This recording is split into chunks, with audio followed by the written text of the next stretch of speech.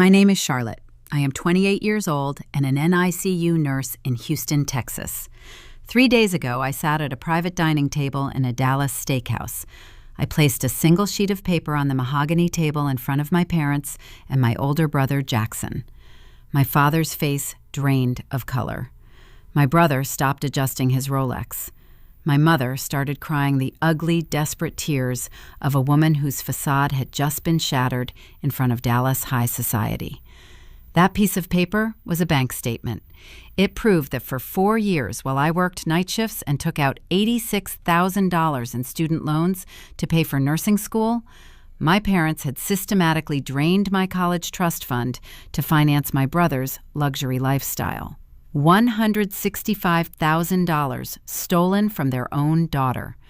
I looked my father in the eye and told him his empire was being repossessed. Before we get into exactly how I took everything back, please take a moment to like and subscribe to Maya Tells Stories, but only if you believe the truth always comes out. Drop your age and your city in the comments below. I like knowing who is out there listening. Now let me take you back to a random Tuesday afternoon and the accidental piece of mail that unraveled a 10-year lie. I walked into my apartment after a grueling 12-hour shift. My feet ached and my scrubs smelled like hospital antiseptic. I dropped my keys on the counter. Beside them sat a stack of mail. Most of it was junk, but one thick, cream-colored envelope stood out. The return address belonged to a wealth management firm. The name printed in the clear plastic window was Richard Montgomery, my father. But the mailing address was mine. A couple of years ago, my father forgot his wallet at an outpatient clinic. I drove over, swiped my debit card for his copay, and filled out the intake forms using my apartment address as the billing contact. A clerical system somewhere must have linked his Social Security number to my Houston zip code. I assumed this was a misdirected tax document. I slid a knife under the flap and pulled out 5 pages of heavy stock paper. I scanned the header. The bold black ink read, "The Charlotte Abigail Education Trust." I sat down at my kitchen table. The silence in my apartment suddenly felt heavy. I did not have a trust. I had a story. When I was a high school senior, my father sat me down and explained that the 2008 market crash had decimated the savings they set aside for me. The account was wiped out. If I wanted to go to nursing school, I would have to figure it out myself. I accepted that reality. I signed promissory notes with staggering interest rates. I worked night shifts at a 24-hour diner smelling of stale coffee while memorizing human anatomy from flashcards. I spent 4 years running on 4 hours of sleep, rationing groceries, and carrying the weight of my future. I looked back down at the document. The first page showed the account history beginning in August 2014, the exact month I started my freshman year of nursing school. I moved my finger to the starting balance column, $165,000. The money had never vanished in a recession. It was sitting right there, earning interest while I served pancakes at 3 in the morning to pay for my textbooks. My breathing slowed. I turned the page, skipping past the dense blocks of financial jargon, straight to the withdrawal columns. The transactions were massive, lump sum transfers. $10,000 here, $25,000 there. I flipped to the final page, dated May 2018. The same month, I walked across a university stage in a rented cap and gown, accepting a degree that tethered me to $86,000 in debt. The trust made its final transfer. Ending balance, 0. In the span of 4 years, someone had drained $165,000 explicitly earmarked for my education, down to the last cent. As a NICU nurse, you learn very quickly that when a monitor starts alarming, panic serves no one. You stop, you focus, and you assess the data. I did not cry. I did not throw the papers. I simply grabbed a pen from my junk drawer and began marking the dates of the largest withdrawals. They were not random. As I stared at the ink on the paper, a timeline materialized. The dates aligned perfectly with milestones in someone else's life, hinting at a betrayal that went much deeper than simple theft. To understand the depth of this betrayal, you have to understand the dynamic inside the Houston home where I grew up. Money was always a central topic of conversation, but it operated on a very specific frequency. For me, the dial was always turned to scarcity. For my older brother Jackson, the dial was permanently stuck on abundance. Jackson is 3 years older than me. He is loud, charismatic, and possesses the kind of unearned confidence that makes people believe whatever he says. He walks into a room and expects the furniture to rearrange itself to suit his needs. Early on, he decided he was destined to be the next big Texas real estate mogul. He did not have a plan to achieve this goal, but he had an attitude.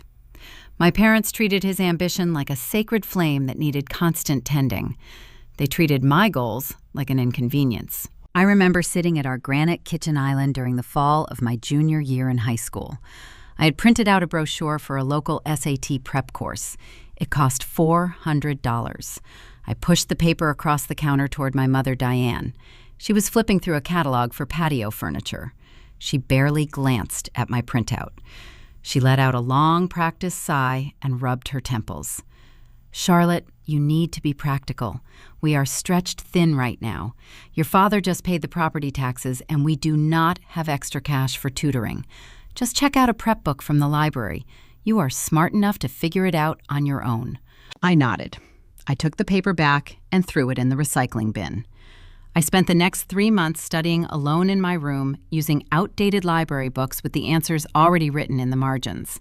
2 weeks after my mother told me we were stretched thin, Jackson came home for the weekend from Texas A&M. He did not come home to visit. He came home to announce he was dropping out of college. He stood in that exact same kitchen, leaning against the same granite island, and delivered a pitch. He called his new venture a luxury consulting firm. He had no business plan. He had no clients. He had no capital. He just had a buzzword and a smile. He told my parents that Austin was booming and he needed to get in on the ground floor before the market saturated. To do this properly, he claimed, he needed a premium downtown apartment to host potential investors and project success. I watched from the hallway. I waited for my mother to sigh. I waited for my father Richard to tell him to be practical. I waited for them to mention the property taxes. Instead, my father pulled out his checkbook.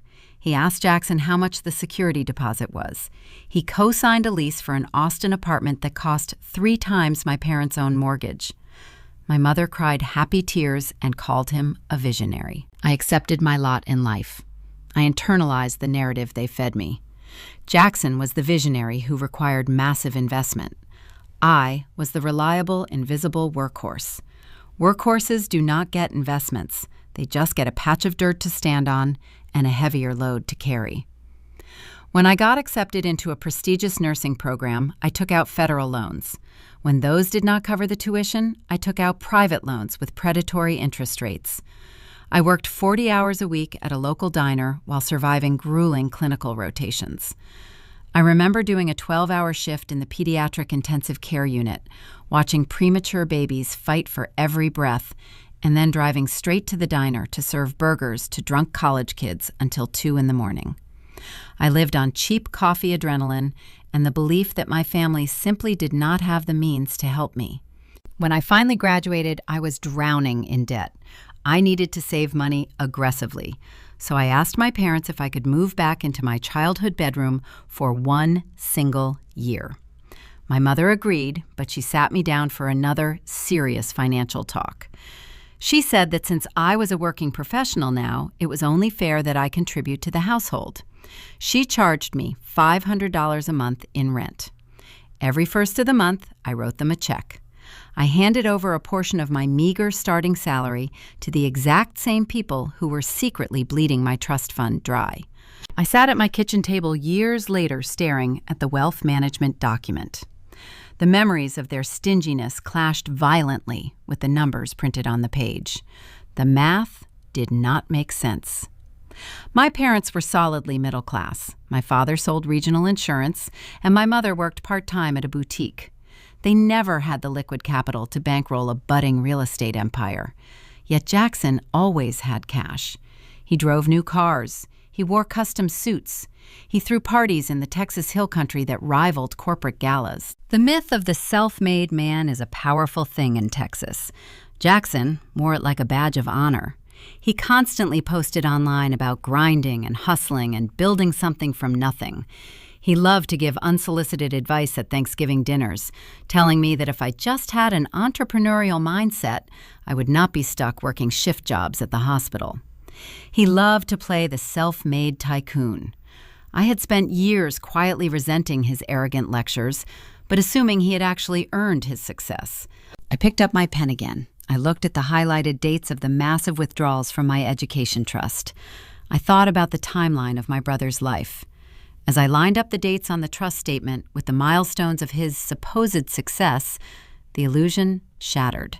I traced a transaction from the fall of 2014, a withdrawal of $25,000. I closed my eyes and pictured that specific autumn. I was a stressed freshman buying used textbooks with a high-interest credit card. What was Jackson doing? I remembered him pulling into our driveway in a lifted Ford Raptor. He claimed he had a massive quarter in his consulting business. He tossed the keys to my father and bragged about paying cash. My father had clapped him on the shoulder and called him a go-getter. The money for that truck did not come from consulting. It came from my grandfather. I scanned further down the page. June 2016, $60,000 withdrawn in a single wire transfer. The memory hit me with sickening clarity. That was the summer Jackson suddenly pivoted away from consulting. He decided he was a real estate developer. He bought a lucrative short-term rental property near downtown Austin. I recalled the family dinner where he announced the purchase. My mother had baked a cake. They toasted his financial genius. I sat at the end of the table eating quietly, calculating how many extra shifts I needed to pick up to afford my upcoming pharmacology access codes. They drank champagne to celebrate a property purchased with my stolen education fund. The final large withdrawal was dated April 2018, $40,000. It was the month before I graduated, the month I was skipping meals to afford my licensing exam fees. It was also the exact same month my parents threw Jackson a lavish wedding in the Texas Hill Country. They had funded his entire extravagant lifestyle, his business ventures, and his marriage, using the money explicitly left to protect me. I felt physically sick. Every time Jackson mocked my modest salary, every time my parents praised his financial genius, they knew I was paying for it. I did not scream. I did not throw my phone. I realized that if they could play a long game, so could I. I opened my laptop and started digging deeper into the paper trail. What I found next would give me the exact ammunition I needed to destroy his fake empire. The withdrawals were not random. They were surgically precise. I sat at my kitchen table, bathed in the harsh glow of my laptop screen. On my left sat the bank statement from the wealth management firm. On my right, I opened a new browser tab and navigated straight to my brother's social media profiles. Jackson documented his entire life online. He treated his digital presence like a public relations campaign for a billionaire in the making. I began to cross-reference the dates on the financial document with his curated timeline of success. The results formed a flawless, devastating puzzle. I traced my finger down to the first major transaction, September 15th, 2014, a withdrawal of $25,000. I typed that exact month and year into the search bar of his profile. The screen populated with a photo uploaded on September 18th. Jackson was standing in a dealership parking lot. He wore designer sunglasses and a smug grin, leaning against the hood of a brand new matte black Ford Raptor. The caption beneath the photo read that, "Hard work pays off." He added a paragraph bragging about closing a massive quarter in his luxury consulting business. He used hashtags like self-made and the grind never stops. I stared at the image of his expensive truck. I remembered that specific week vividly. I was a few weeks into my first semester of nursing school.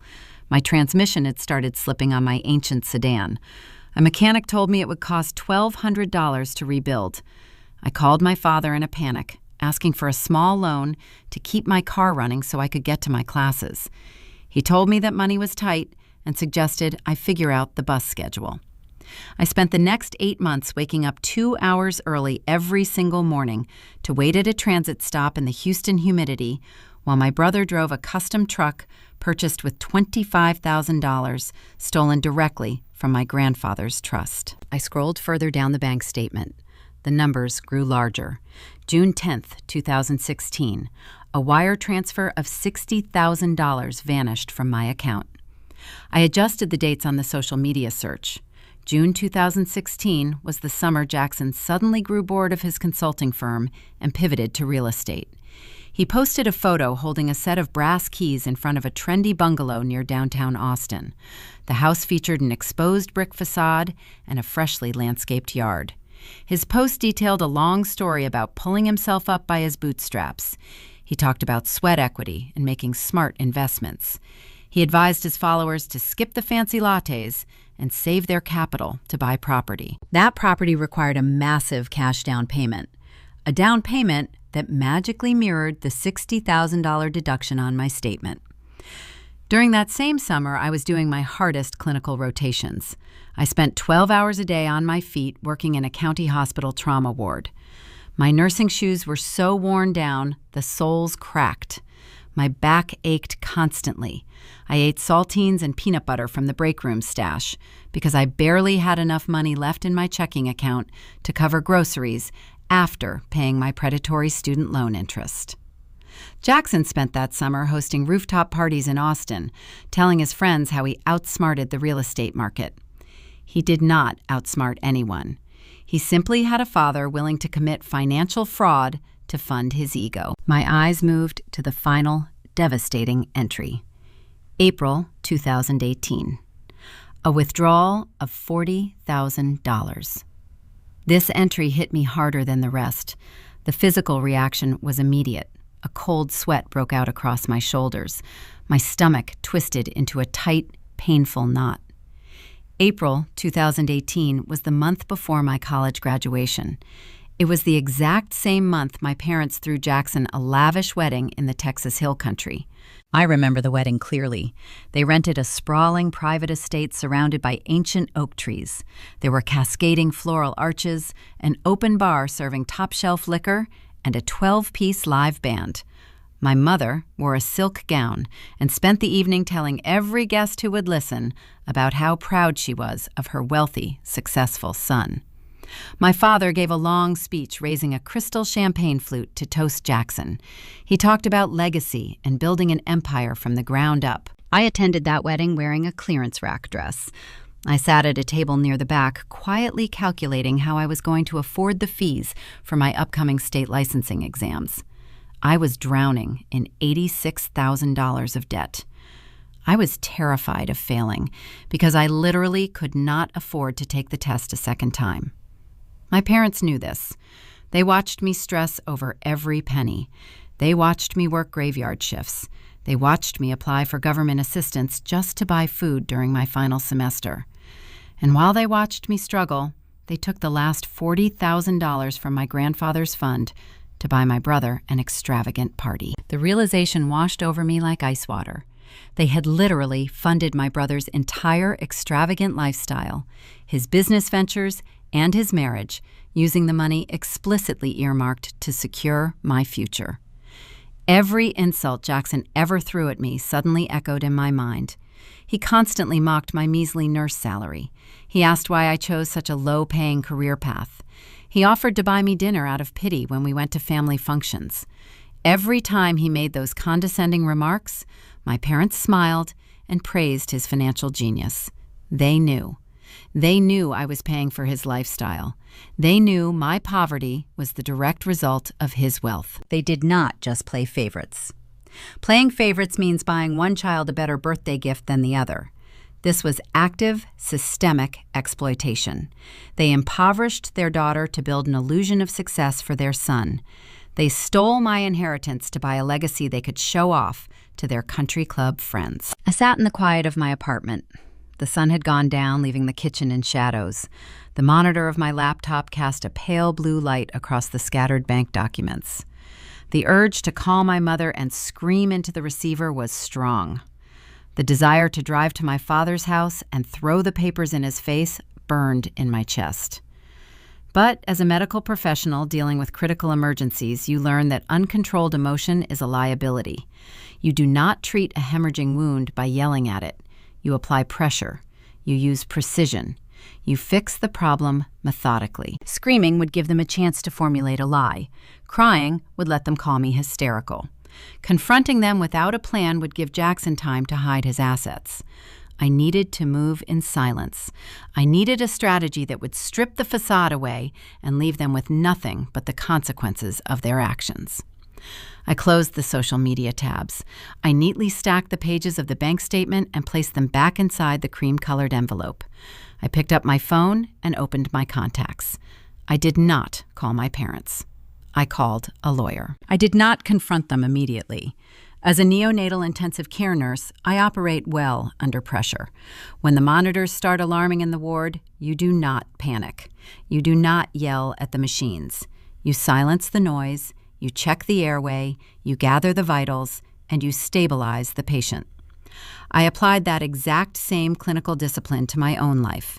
Confronting my father with a printed bank statement would only give him time to invent a plausible lie. Calling my brother would only give him the opportunity to hide his assets. I needed an airtight strategy. I needed an expert. The next morning, I drove to downtown Houston to meet my close friend, Jessica. I met Jessica years ago when we were both exhausted students.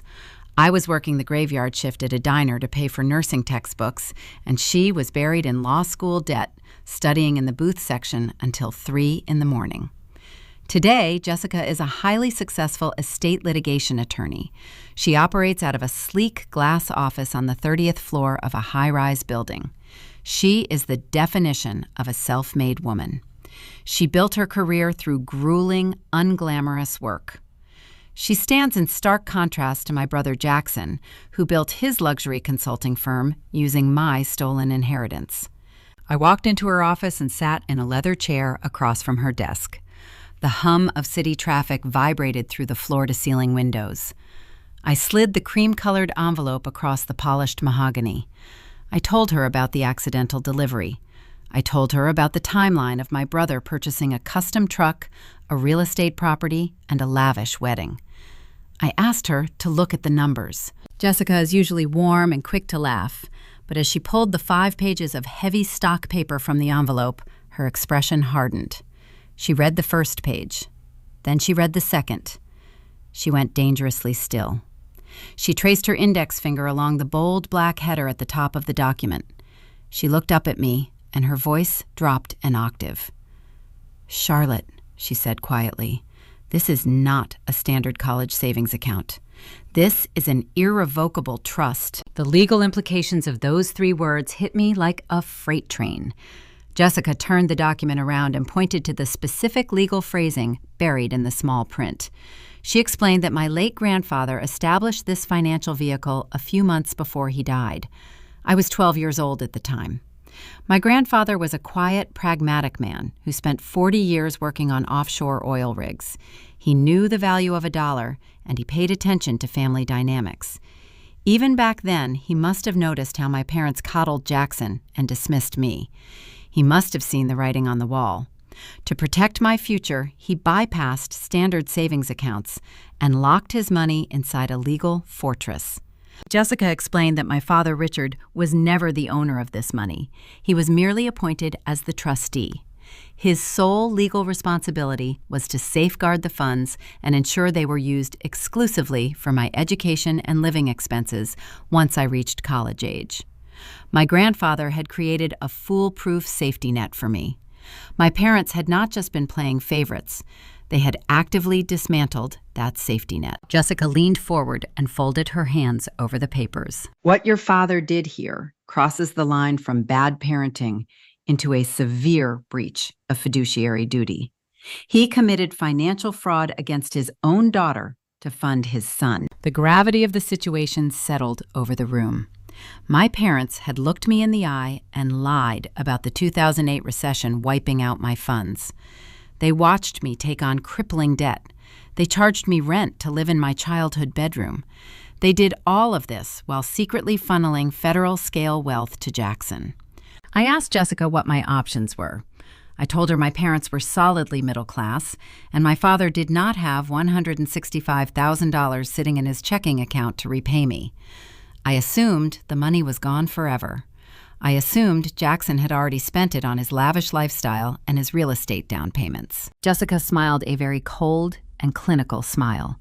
She told me I was thinking too small. In trust law, she explained, when a trustee steals money and gives it to a third party, the beneficiary does not just have to sue the trustee.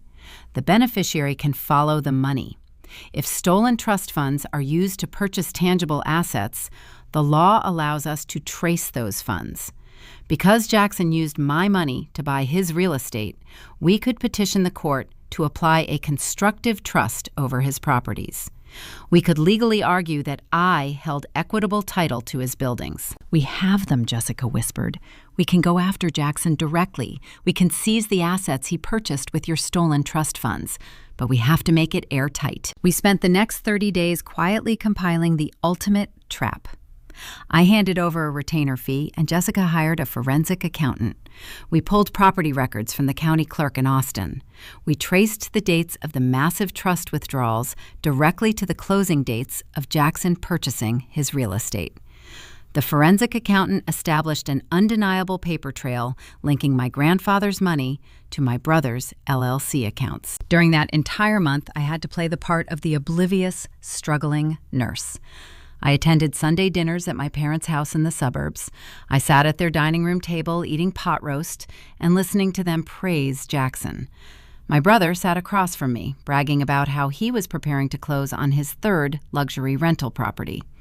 He wore his expensive watch and talked about how his relentless hustle was paying off. My mother poured him a glass of wine and called him a visionary. My father nodded proudly, agreeing that real estate was a wealthy man's game. I chewed my food and smiled. The psychological toll of acting normal while plotting their financial ruin was heavy. Every time my father gave me unsolicited advice about paying down my student loans, a sharp spike of anger flared in my chest. Every time my mother sighed and complained about the cost of groceries while praising Jackson for his wealth, I wanted to flip the table. But I maintained my composure. I gathered the vitals. I watched the monitors. I waited. Jessica drafted the legal notices. She prepared the filings to place a hold on my brother's entire real estate portfolio. The trap was fully constructed, legally binding, and completely invisible to them. We just needed the perfect venue to drop the match. We needed a moment where their pride was at its highest point, so the fall would be impossible to hide.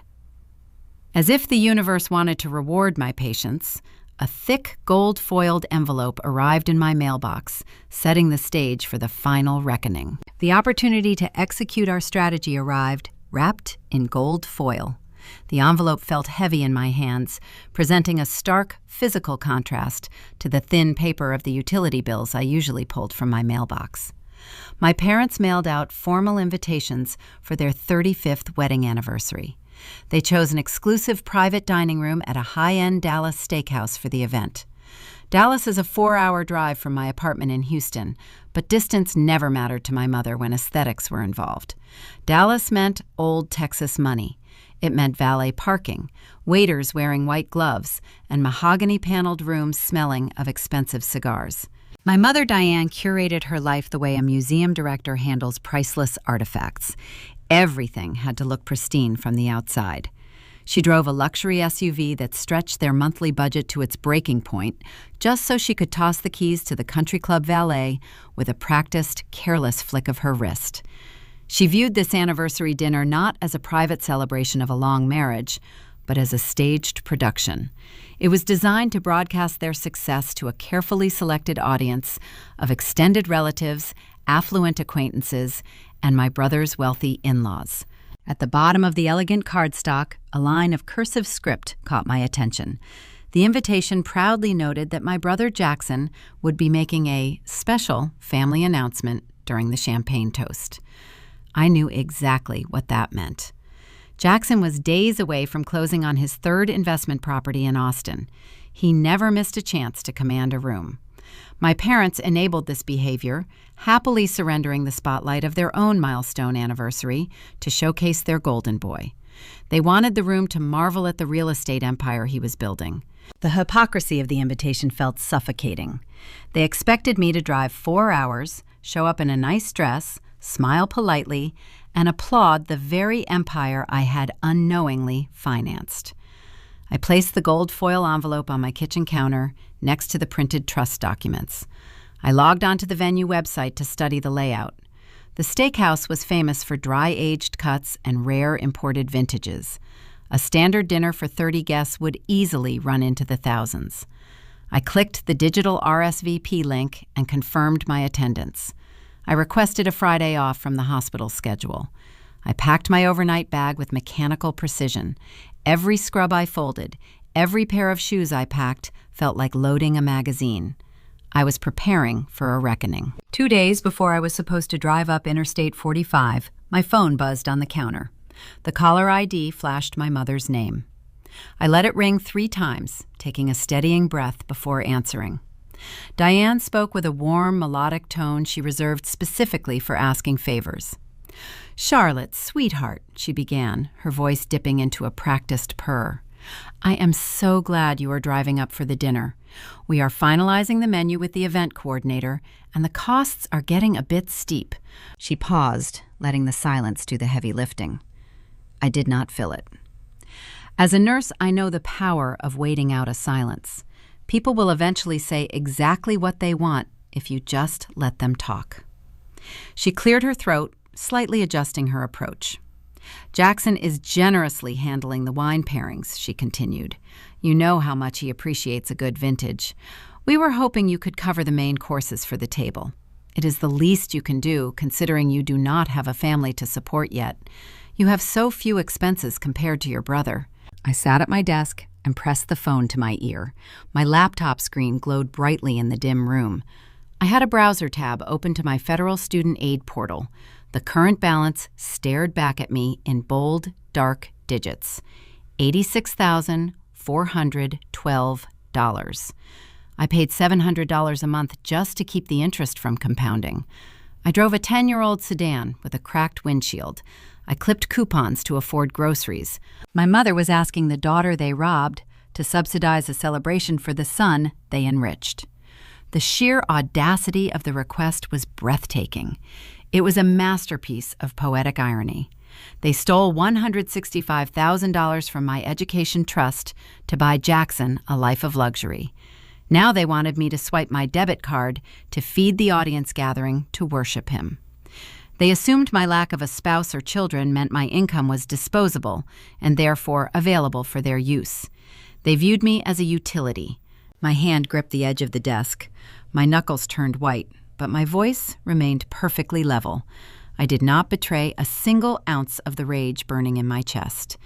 I looked at the loan balance one more time, memorizing the exact figure. "Of course, Mom," I said, keeping my tone light and agreeable. "I will take care of what I owe at the dinner." "Oh, wonderful," she replied, letting out a relieved breath. "You are such a good girl, Charlotte. I will let the coordinator know to bring you the check for the food at the end of the night. Jackson will handle the sommelier. Safe travels, sweetheart." She hung up the phone. I set the device face down on the desk. A good girl. That was the role they assigned me. The quiet, reliable fallback plan. The one who pays the bills, accepts the scraps, and cleans up the mess, while the visionary takes the credit. I opened a desk drawer and pulled out a sleek leather portfolio.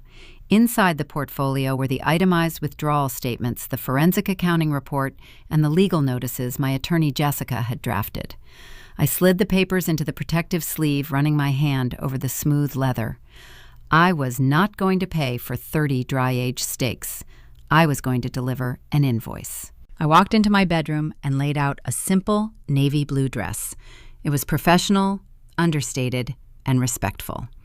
It was the uniform of someone attending a business transaction rather than a family party. I needed to blend into the background until the exact right moment. The Dallas Steakhouse would provide the audience my mother craved and the stage my brother demanded. I intended to use both to my advantage. But before I even packed my car, the situation managed to escalate further. My parents were not the only ones who saw me as a walking ATM. My brother decided he needed to set the ground rules for the weekend. The night before the dinner, he reached out to ensure I knew my place in the family hierarchy, making a demand that confirmed I was about to do the exact right thing. The night before the Dallas dinner, I stood in my kitchen packing my overnight bag. My phone vibrated against the granite countertop. The screen illuminated, displaying a text message from my brother. Jackson rarely communicated with me directly unless he needed an audience or a favor. I unlocked the device and read the paragraph he had typed. It was a masterpiece of misplaced arrogance. "Hey, Char," he wrote, "just looking over some figures before the big weekend. Mom and Dad mentioned their retirement accounts are looking a little light lately.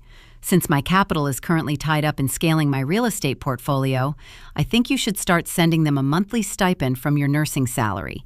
They supported us for years. It is time you pulled your weight. See you tomorrow." I read the words 3 times. Pulled my weight. I set the phone down next to the sink. The sheer presumption of his message settled over me like a heavy blanket. Jackson possessed a unique talent for rewriting history to position himself as the benevolent patriarch. He spent his entire adult life bleeding our parents dry and draining my education fund to buy luxury trucks and cash down payments. Now that he had successfully converted my stolen inheritance into a tangible portfolio, he wanted to shift the burden of our parents' financial security squarely onto my shoulders. He was telling me that because his money was busy making him richer, my money needed to fund Richard and Diane. He did not know that his capital was actually my capital. This text message revealed a terrifying truth about my family dynamic. They were not satisfied with merely taking my past. They were actively orchestrating a hostile takeover of my future. They viewed me as a disposable resource. In their minds, Jackson was the successful pillar of the Montgomery legacy. He was the tycoon who needed liquidity to build an empire. I was the unmarried, adequate healthcare worker who owed them a debt of gratitude for simply raising me. They expected me to work grueling 12-hour shifts at the hospital just to hand my paycheck over to the very people who forced me into $86,000 of student loan debt. I thought about my parents' retirement accounts. Richard and Diane spent decades prioritizing optics over stability. They bought luxury vehicles they could not afford and hosted lavish parties to impress country club acquaintances. They likely assumed that once they depleted their own savings funding Jackson, he would seamlessly step up to support them in their old age. But Jackson is a man who only invests in himself. When confronted with the reality of aging parents requiring financial assistance, he immediately passed the check to his younger sister. I did not reply to his message.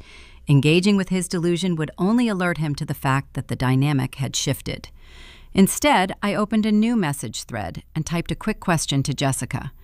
"Is it done?" I asked. Jessica replied less than a minute later. Her response was a single photograph of a legal document bearing an official government stamp. She followed it with a brief text. "The final paperwork was filed with the county clerk in Austin at 3 o'clock this afternoon. The hold is active. Sleep well." I zoomed in on the image. It was a formal notice of lis pendens. For the past month, Jessica and her forensic accountant mapped every stolen dollar from my grandfather's trust directly into the LLC accounts Jackson used to buy his properties. In Texas real estate law, a lis pendens acts as a severe legal warning attached to a property title. It notifies the world and any potential lenders that the property is the subject of an ongoing lawsuit regarding its ownership. By filing this document, Jessica essentially paralyzed my brother's empire. Jackson was supposed to close on his third major investment property in 2 days. He planned to leverage the equity from his first 2 homes to secure the loan for the new purchase. With that legal hold currently sitting on his titles, no bank would touch him. His assets were frozen. The trap was now a physical, legally binding reality, and it remained invisible to him. He was texting me about pulling my weight while standing on a financial trapdoor that had already unlatched. I locked my phone and walked into my bedroom. I pulled my ironing board from the closet and laid out the simple navy dress I planned to wear. The fabric was smooth and unassuming. I pressed the iron along the seams using deliberate, methodical strokes. Every movement felt grounding. I was preparing my uniform. I did not want to wear anything flashy or distracting. I needed to look exactly like the quiet, compliant daughter they expected to see. I needed them to feel comfortable and superior right up until the final second. After hanging the dress on the closet door, I moved to my desk. I picked up the sleek leather portfolio I purchased specifically for this occasion. I opened the flap and reviewed the contents one last time. The first stack of papers was the original wealth management statement. The starting balance of $165,000 mocked the empty promises my father made about the 2008 recession. The second stack contained the highlighted withdrawal records, perfectly mirroring the dates of my brother's major life events. The third stack was a thick printed packet from Jessica. It included the forensic accounting summary, the breach of fiduciary duty statutes, and the stamped copies of the property holds currently locking down Jackson in Austin. I slid the documents back into the dark leather sleeve. The portfolio felt heavy. It contained 10 years of lies, 4 years of stolen funds, and 30 days of quiet, meticulous preparation. My grandfather worked his entire life on offshore oil rigs, facing harsh conditions to build that safety net. He intended for that money to protect me from the very people who took it. Carrying that portfolio felt like honoring his memory. I packed my overnight bag, placed the leather case on top of my clothes, and zipped it shut. I turned off the lights in my apartment and stood by the door listening to the low hum of the city traffic outside. I felt a strange, profound sense of calm. Tomorrow, I would drive north to Dallas. I would hand my keys to the valet. I would walk into a mahogany-paneled private dining room and sit at a table surrounded by Texas elitism. I would listen to them toast a fake empire. But I was not going to Dallas to cause a scene. Causing a scene implies a loss of emotional control. It implies chaos and desperation. I had no chaos left in me. I was going to Dallas to execute a foreclosure. I set my alarm for 5 a.m. and went to sleep. When I woke up, the sun was barely breaking over the Houston skyline. I loaded my car, grabbed a black coffee, and merged onto Interstate 45. The 4-hour drive gave me plenty of time to mentally rehearse the sequence of events. I knew exactly where they would sit. I knew exactly how my father would speak. I knew Jackson would demand the room's attention. What I did not anticipate was just how far Jackson would go to humiliate me before I finally opened that portfolio. The 4-hour drive north on Interstate 45 gave me ample time to steady my pulse. I watched the Texas landscape shift from the humid sprawl of Houston to the polished concrete horizons of Dallas. My phone remained silent on the passenger seat. My mother did not text to check on my arrival. My brother did not call to ask if I needed directions. I was an afterthought, an obligation they needed to manage. When I finally pulled my 10-year-old sedan up to the valet stand of the Dallas Steakhouse, the stark contrast between my life and theirs was immediately apparent. The circular driveway was filled with imported sports cars and pristine luxury SUVs. I handed my keys to a young valet who looked at my cracked windshield with a polite but noticeable trace of pity. I thanked him, tipped him $2, and walked toward the heavy brass doors of the restaurant. The air conditioning inside the lobby was sharp and cold. The space smelled of dry-aged beef, dark-roasted coffee, and expensive cigars. Before I could even find the hostess stand, a woman in a tailored black suit stepped into my path. She held a digital tablet and wore an earpiece. She introduced herself as the private dining coordinator for the Montgomery anniversary event. She pulled me aside, speaking in a hushed, discreet tone. "Miss Montgomery," she whispered, "your mother Diane requested that I bring the final bill for the main courses directly to your seat before dessert is served. The total, with gratuity, comes to just over $4,200. Will you be using a single card for that balance?" I looked at the coordinator. I did not show an ounce of surprise. My mother had actually gone through with her plan to ambush me with the check in front of 30 people relying on social pressure to force me to pay. I offered the coordinator a calm, polite smile. "There has been a misunderstanding," I said, keeping my voice low but firm. "Richard and Diane Montgomery are hosting this gathering.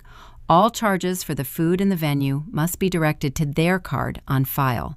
I will not be covering any portion of this event." The coordinator blinked, her professional mask slipping for a fraction of a second. "But your mother insisted," she began. I cut her off gently. "My mother is mistaken. Please bring the check to my father at the head of the table."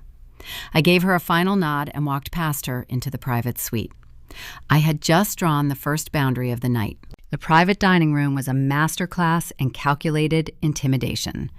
A massive mahogany table stretched across the center of the space, seating 30 guests under the glow of 3 crystal chandeliers.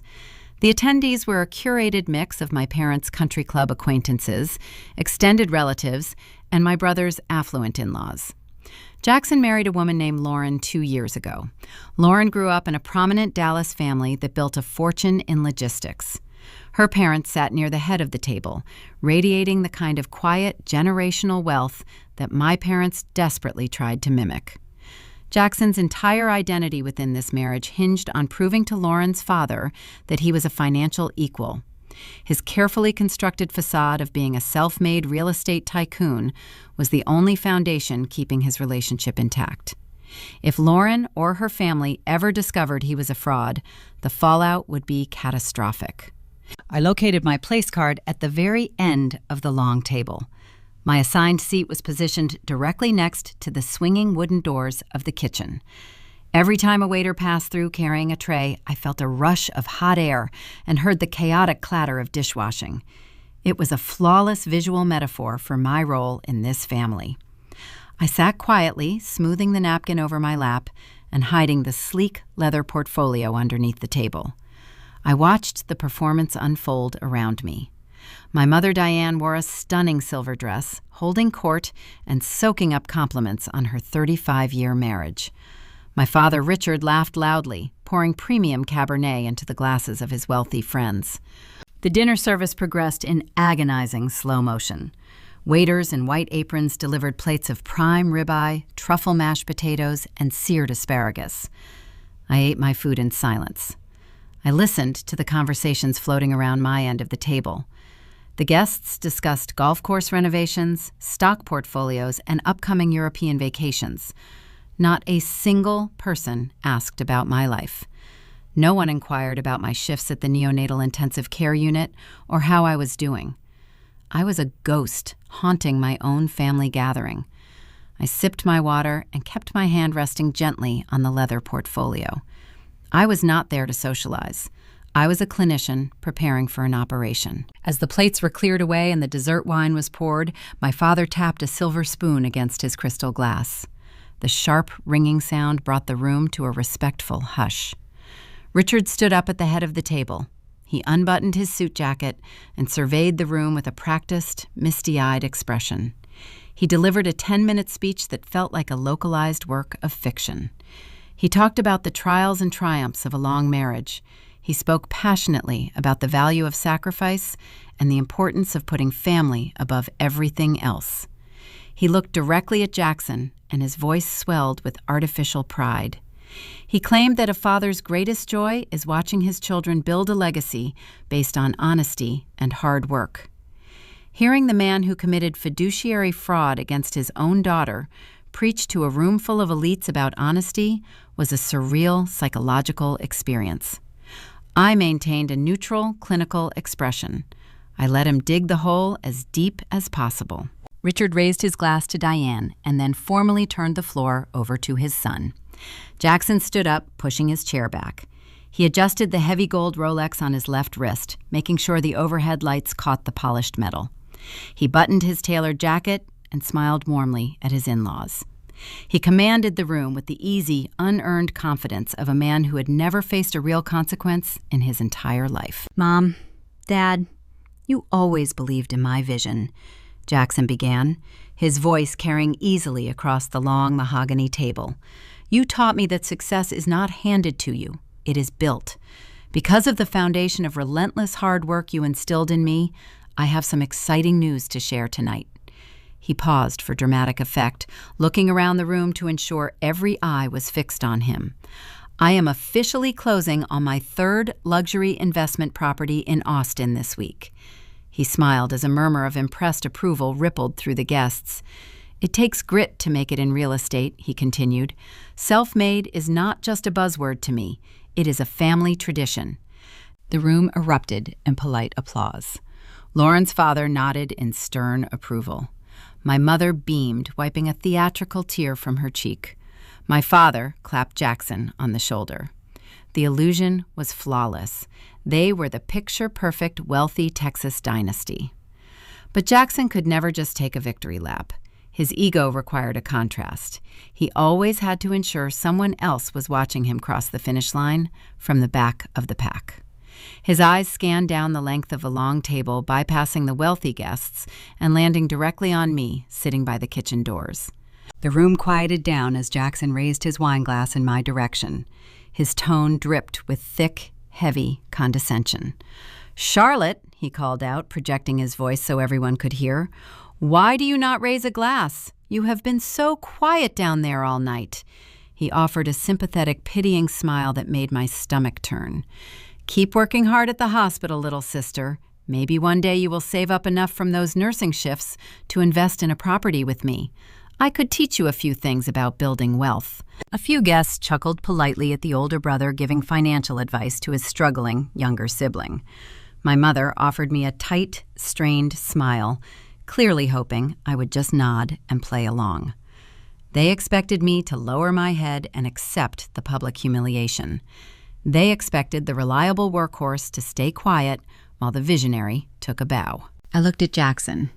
I looked at the smug satisfaction painted across his face. I thought about the 4 years of night shifts, the $86,000 of crippling student loan debt, and the $1,200 car repair my father refused to help me with. I thought about my grandfather working on an oil rig to build a trust fund that financed the gold watch currently strapped to my brother's wrist. The time for being the good, quiet daughter was officially over. I unclasped the leather portfolio in my lap. I pulled out the stack of financial documents and held them securely in my left hand. I reached out with my right hand and picked up my water glass. I did not break eye contact with Jackson. The smirk on his face faltered slightly as he noticed the shifting energy in the room. The polite smiles of the surrounding guests began to fade into a confused, tense silence. "I think I already have," I said. My voice was calm, but it carried perfectly across the quiet dining room. I pushed my chair back and stood up. The silence fractured. It did not break slowly, it shattered all at once. Lauren turned her body entirely away from Jackson. Her chair scraped loudly against the hardwood floor, echoing like a gunshot in the high-ceilinged room. She looked at her husband with an expression of sheer, unadulterated disgust. For 2 years, he had sold her a narrative of an independent, driven entrepreneur. She realized in real time that she married a man who pickpocketed his own sister to pay for the custom suit he was currently wearing. Her family built their fortune on logistics and supply chains. They valued clean ledgers and honest work. Fraud was a poison in their social circle. Her father, the logistics magnate, leaned over and whispered something sharp into her ear. Neither of them looked at my brother again. At the head of the table, my mother began to cry. These were not the delicate, refined tears she practiced for country club luncheons, or the misty-eyed performance she gave during the anniversary toast a few minutes prior.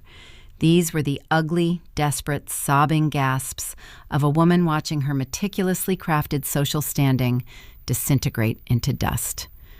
Her mascara smeared, her breathing hitched in her throat. She gripped the edge of her silver dress, wrinkling the expensive fabric. For 35 years, Diane curated an illusion of flawless prosperity. She valued the opinions of the people sitting in this room more than she valued her own flesh and blood. To be exposed as a thief in front of Dallas high society was her ultimate nightmare, manifesting right next to her prime ribeye. The murmurs among the guests grew louder, shifting from shock to active condemnation. My father realized the optics were plunging into a freefall. He did the only thing a cornered narcissist knows how to do. He went on the offensive. He slammed his hand flat against the mahogany table, rattling the empty wine glasses and startling a waiter standing near the wall. "We had to do it," he yelled, his voice straining over the rising noise of the dining room. His face flushed a dark mottled red, fueled by panic and a desperate need to justify his theft. Jackson had a real business plan. He needed seed capital to scale his operations. "You were just going to get a nursing degree, Charlotte. You did not need hundreds of thousands of dollars to learn how to check blood pressure and hand out medication." The sheer audacity of his defense stunned the room into a brief, horrified silence. He was openly admitting to the crime. He felt so entitled to my grandfather's money that he truly believed a judge or a room full of rational adults would side with his logic. He viewed my chosen profession, saving premature infants in a neonatal intensive care unit, as a trivial pursuit, unworthy of financial backing. Meanwhile, he deemed my brother's vague consulting hustle as a critical venture demanding massive capital injection.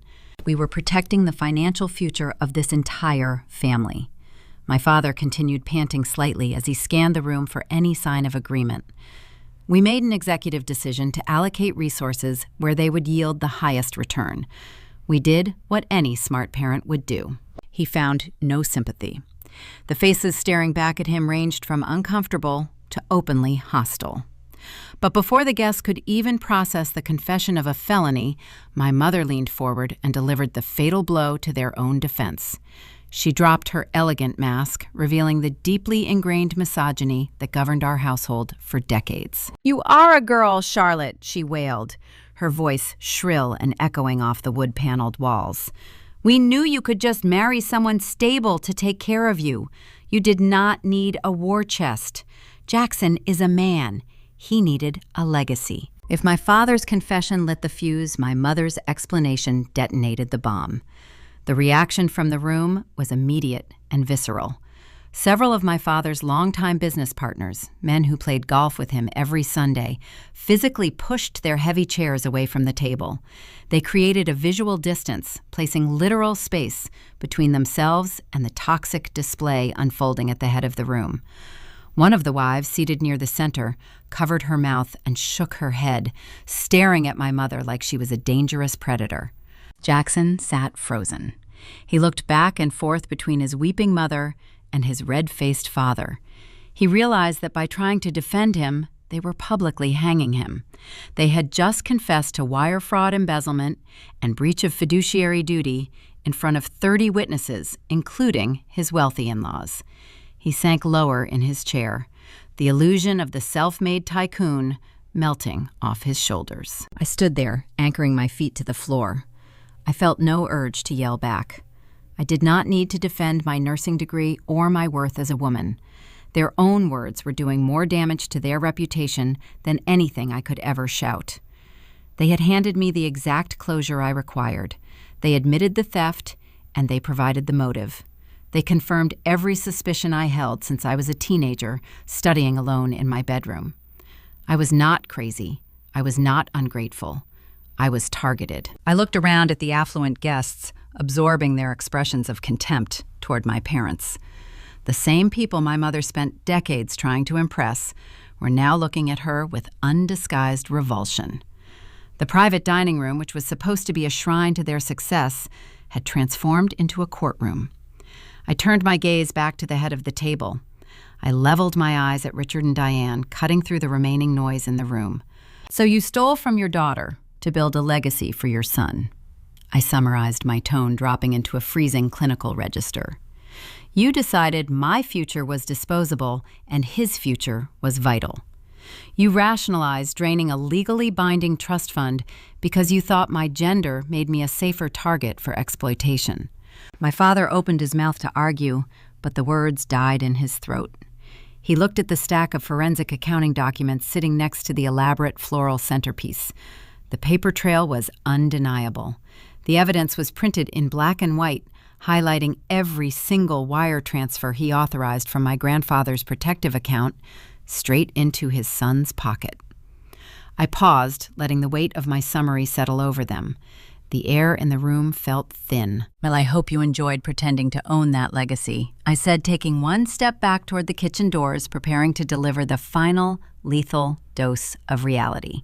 Because as of 2 o'clock yesterday afternoon, you do not own it anymore. Jackson pushed his chair back and stood up, attempting to mirror my posture. He adjusted his stance, squaring his shoulders to project the dominant image he spent years curating for his social media followers. He scoffed loudly, emitting a harsh, dismissive sound meant to belittle me in front of his wealthy in-laws and my parents' country club friends. He pointed a finger down the length of the mahogany table. "You are delusional, Charlotte," he said, his voice dripping with unearned confidence. He let out a dry, hollow laugh, trying to signal to the room that my accusations were the ravings of a jealous sibling. He stated that I clearly did not understand how corporate structures or real estate investments worked.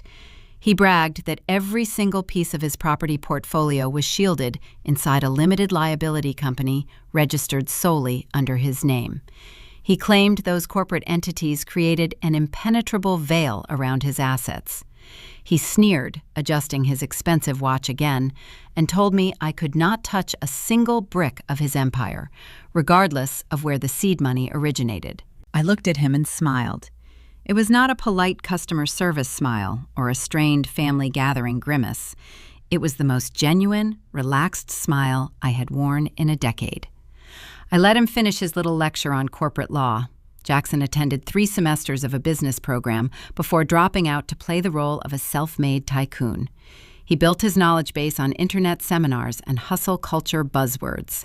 My attorney, Jessica, spent 3 rigorous years at a top-tier law school and a decade dismantling fraudulent businessmen in federal court.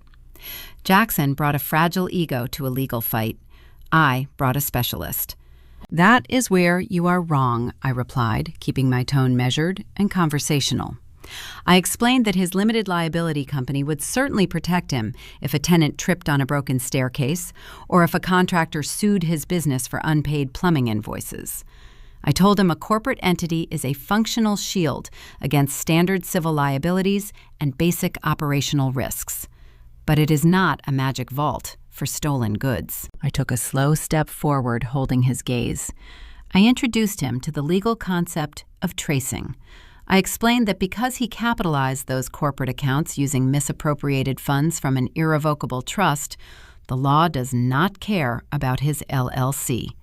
When a trustee commits fraud to enrich a third party, the court allows the victim to follow the money. If you rob a bank and use the cash to buy a sports car, you do not get to keep the vehicle just because you registered the title in your own name. The law treats those Austin properties as the direct physical manifestation of my grandfather's stolen money. I reached into my leather portfolio one last time. I pulled out the final stack of thick, stapled paper. These were the definitive legal filings Jessica sent me the day prior. I held up the pages bearing the official blue ink stamp of the Travis County Clerk. My attorney filed a formal notice of lis pendens on all 3 of your properties yesterday afternoon, I announced. I defined the term for the quiet room so no guest could misunderstand the severe gravity of his situation. I explained that a lis pendens is a formal legal hold attached directly to the deed of a property. It acts as a blazing red flag in the public record, signaling a pending lawsuit over the true ownership of the real estate. I watched the smug, arrogant expression on Jackson's face begin to fracture. The color drained from his cheeks, leaving him looking pale and suddenly very young. I told him that because our father breached a strict fiduciary duty and Jackson received those stolen assets, the trust currently holds equitable title to his entire portfolio. In the eyes of the law, he never actually owned those houses. He was merely holding them for me. I owned them. I delivered the operational consequences of this reality with clinical precision. I informed him that filing those legal holds triggered automatic digital notifications to his lenders. The banks financing his current mortgages and the financial institution underwriting his upcoming purchase were all alerted this morning.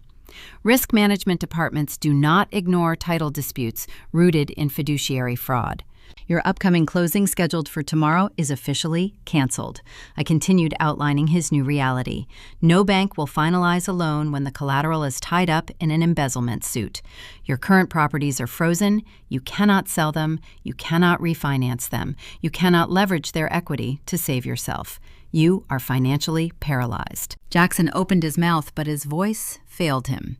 He looked toward his father-in-law, the wealthy logistics magnate, hoping for some kind of business bailout or strategic advice.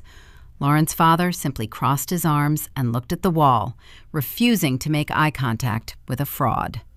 Lauren sat rigidly in her chair, staring at her husband as if he were a stranger who had just broken into her home. The marriage built on the illusion of his success was crumbling alongside his fake empire. I did not stop there. I outlined the specific financial reckoning heading his way. I stated that my legal team was actively filing motions in civil court to seize his entire portfolio. We were not just coming for the principal balance. We were coming for the original $165,000 he stole. We were adding 10 years of compound interest. We were attaching every single dollar of my legal fees to the final judgment. The sheer math of the impending lawsuit would wipe out whatever meager equity he thought he had built. His entire net worth was about to be liquidated to repay the sister he constantly mocked for living on a modest nursing salary. At the head of the table, my father experienced a visceral, physical reaction to the consequences of his actions. Richard realized he was not just facing social ruin among his country club peers. He was looking down the barrel of severe civil penalties and potential criminal liability for trust embezzlement. He gasped for air, gripping the edge of the mahogany table so hard his fingers trembled. He collapsed heavily back into his chair, clutching the center of his chest. His face turned a dangerous shade of pale gray as he struggled to process the destruction of his family legacy. For a brief second, the neonatal nurse inside me evaluated his presentation. I noted his rapid, shallow breathing and his panicked eyes. I recognized the classic symptoms of a severe anxiety attack masquerading as a cardiac event. I knew he was not dying. He was simply experiencing the crushing gravity of accountability for the first time in his privileged adult life. My mother hovered over him, weeping loudly, but she did not call for medical help. She was too consumed by the stares of her former friends, who were quietly gathering their belongings to leave the toxic dinner party. Jackson stood frozen, staring at the stamped legal documents resting next to the floral centerpiece. The arrogant, visionary persona was gone. He looked like a terrified man who had just watched his house burn to the ground. The guests murmured in hushed, urgent tones, creating a low, chaotic background noise. The wealthy dynasty my parents fabricated on my back was actively being repossessed to secure my future. I felt no need to raise my voice or hurl bitter insults. I did not demand an apology or a tearful confession. Apologies are meaningless when you already hold the deed to the kingdom. I achieved exactly what I came to Dallas to do. I simply gathered my empty leather portfolio, zipped it shut, and prepared to walk out the door. I zipped the dark leather portfolio shut. I did not wait for my father to catch his breath or for my mother to stop weeping into her napkin. I turned my back on the massive mahogany table and walked toward the heavy wooden doors of the private dining room. The silence I left behind was so thick you could choke on it. It was the sound of an illusion collapsing under the crushing weight of documented reality. I walked through the main dining area of the Dallas Steakhouse, passing tables filled with oblivious patrons enjoying their expensive meals. I pushed through the brass front doors and stepped out into the warm evening air. I handed my ticket to the valet. He brought my 10-year-old sedan to the curb. I tipped him, got into the driver's seat, and merged onto Interstate 45 heading south toward Houston. For the first time in my entire adult life, my shoulders relaxed. I turned the radio off and drove for 4 hours in absolute quiet. The pervasive humming anxiety that had lived in my chest since nursing school was gone. I did not feel vindictive or cruel. I simply felt clean. The legal battle that commenced the following Monday was swift and surgically brutal. My attorney, Jessica, did not bluff. She filed the formal civil fraud lawsuit in the county courthouse before my parents even had time to drive home from Dallas. She named my father as the primary defendant for severe breach of fiduciary duty and listed my brother as the recipient of stolen assets. My father initially tried to deploy his usual manipulation tactics. He left 3 frantic voicemails on my phone begging me to drop the suit, claiming a public court case would destroy his standing at the country club and ruin his career in regional insurance. I never returned his calls. I forwarded the audio recordings directly to Jessica. She responded by sending his legal representation a settlement demand, outlining the exact financial penalties he faced if we proceeded to a jury trial. Faced with the undeniable forensic accounting reports and the terrifying prospect of criminal embezzlement charges, my father's defense attorney advised him to surrender immediately. To satisfy the massive debt and avoid a humiliating public spectacle, Richard Montgomery had to liquidate his entire financial safety net. He drained his 401k and emptied his private investment portfolios. The tax penalties for early withdrawal effectively gutted his net worth. The bitter irony was staggering. The exact same retirement accounts Jackson texted me about, the accounts they expected my nursing salary to subsidize, were entirely wiped out to repay the money they stole from my education. My parents were forced to downsize, selling their sprawling suburban home to move into a modest apartment. Their carefully curated country club lifestyle evaporated overnight. Jackson's downfall was even more spectacular. He attempted to fight the Lispendens, hoping his arrogant charisma could somehow override property law. He hired an aggressive Austin litigator to challenge the hold, but arrogance does not pay legal billing hours. You cannot outmaneuver a paper trail of stolen trust funds.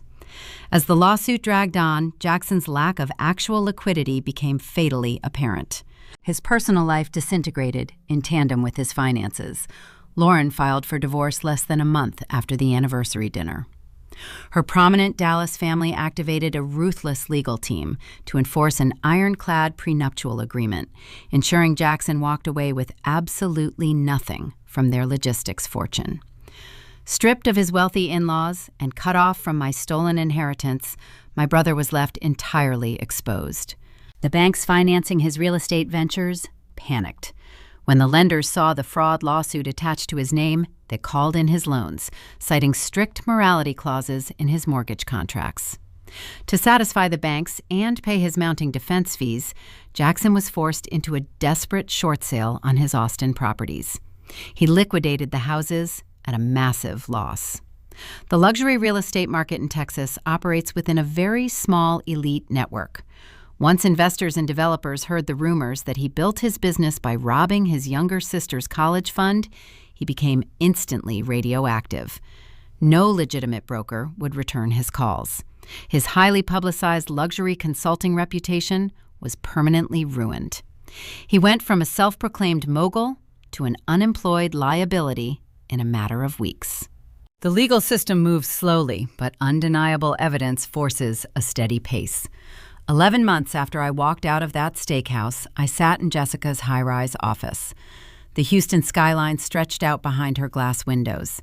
She smiled broadly and slid a certified cashier's check across her mahogany desk. The total printed on the paper was $210,000.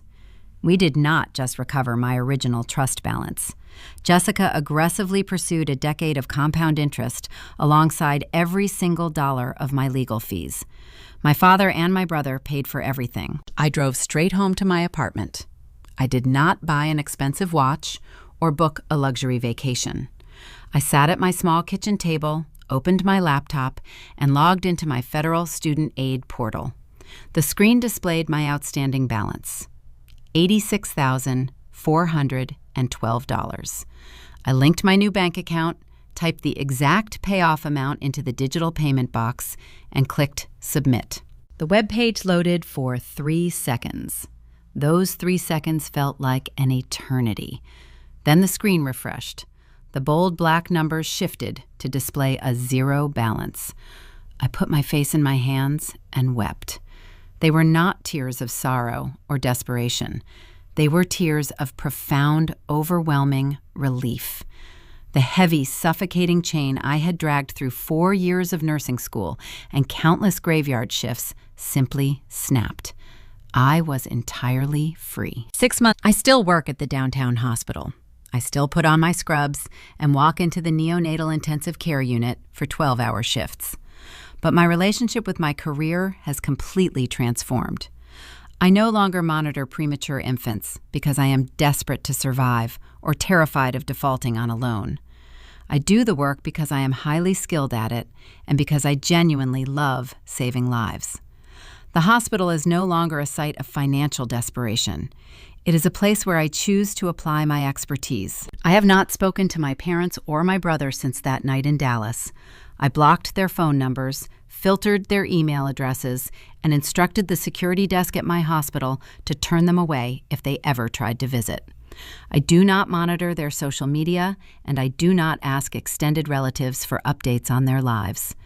The peace I feel residing in my quiet townhome is indescribable. I wanted to share this story because I know exactly how it feels to be the designated workhorse in a family of visionaries. I know the crushing weight of keeping the peace by swallowing your own ambition. But I learned a vital lesson sitting at that mahogany table. To anyone watching who has been the reliable, invisible scapegoat for a toxic family, please listen carefully. Your silence is not keeping the peace. Your silence is funding their war against your future. You are not obligated to finance the people who exploit you.